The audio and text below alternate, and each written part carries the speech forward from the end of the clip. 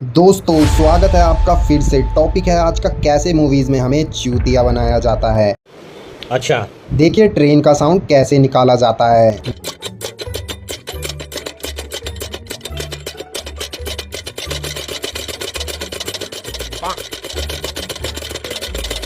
Number 2 तो भाई ये जोड़ों का दर्द है।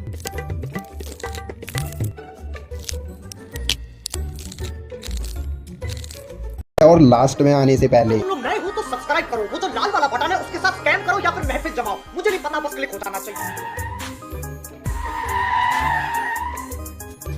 वीडियो पसंद आए तो अपने दोस्तों के साथ शेयर और लाइक जरूर करें। पार्ट 2 चाहिए हो तो कमेंट में पार्ट 2 लिखें।